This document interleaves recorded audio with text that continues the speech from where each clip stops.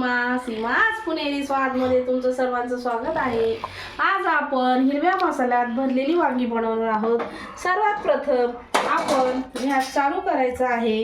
Gas fast करून कढई तापायला ठेवायची आहे। पाहू शकता आपली कढई छान अशी तापली आहे। भरपूर सारे आपण आता शेंगदाणे खरपूस भाजून घ्यायचे आहेत। 1 ते 2 मिनिटं शेंगदाणे छान असे खरपूस भाजायचे आहे। पाहू शकता शेंगदाणे असे खरपूस झाले आहे। आता आपण शेंगदाणे एका डिश मध्ये काढून घ्यायचे आहेत। त्यानंतर आपण थोडंसं तेल टाकणार आहोत। कढईमध्ये थोडंसं तेल टाकायचं आहे। आपण सर्वप्रथम वांग्याचा मसाला बनवून घेणार आहोत। पाव वाटी आपण सुक्क खोबरं असे काप करून घेतले आहेत। ते थोडे छान असे खरपूस भाजून घ्यायचं आहे खोबरं। त्यानंतर 7 ते 8 हिरव्या मिरच्या छान अशा खोबऱ्यामध्ये थोड्याशा भाजून घ्यायच्या आहेत। आपण आता हे वाटण काढून घ्यायचं आहे। सर्वात प्रथम जे शेंगदाणे भाजले आहे ते आपण पाणी न घालता बारीक करून घ्यायचे आहे। अशा प्रकारे शेंगदाण्याचा कूट करून घेतला आहे। तो एका डिश मध्ये आपण अशा प्रकारे काढून घ्यायचा आहे। त्यानंतर आपण जे भाजलेलं सुकं खोबरं आणि मिरच्या 10 ते 15 लसणाच्या पाकळ्या भरपूर अशी कोथिंबीर पाणी घालून हे वाटण आपण मिक्सरमध्ये बारीक करून घ्यायचं आहे।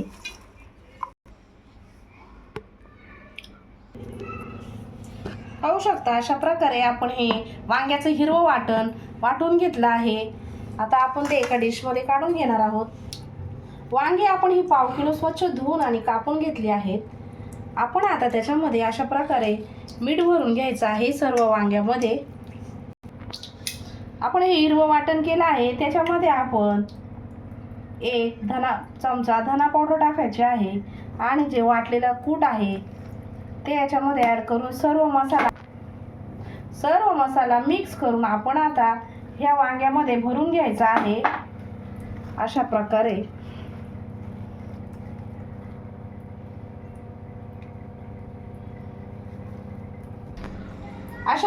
सगळ्या वांग्यांमध्ये आपण मसाला भरून घेतला आहे। आता आपली कढई तापली आहे। कढईमध्ये आपण 2 पळ्या तेल टाकणार आहोत। तेल चांगलं तापून द्यायचं आहे। आता आपण कढईमध्ये तेलामध्ये अर्धा चमचा हळद, अर्धा चमचा गरम मसाला, याच्यामध्ये आपण आता जी भरलेली मसाल्याची वांगी आहे ती आपण सर्व त्याच्यामध्ये तेलामध्ये परतून घ्यायची आहेत। छान अशी वांगी तेलामध्ये परतून घ्यायची आहे। 7 ते 8 मिनिटं स्लो गॅसवर आपण झाकण ठेवून ही वांगी वाफवून घ्यायची आहेत। पाहू शकता आपले 8 ते 10 मिनिटं छान असे वांगी परतून झाले आहेत। आपली वांगी चांगल्या प्रकारे शिजली आहे। आता आपण त्याच्यामध्ये मगाशी अगोदर हिरवा मसाला बनवला होता तो त्याच्यामध्ये आपण सर्व मसाला त्या तेलामध्ये वांग्यामध्ये छान असं परतून घ्यायचा आहे। छान अशी वांगी मसाल्यामध्ये परतली आहे। आपण आता त्याच्यामध्ये आपल्या आवडीनुसार पाणी ॲड करायचं आहे आणि सर्व मसाला आणि वांगी छान असे मिक्स करून एक उकळी काढायची आहे। पाहू शकता आपलं छान असं हिरव्या मसाल्यात भरलेलं वांग तयार आहे।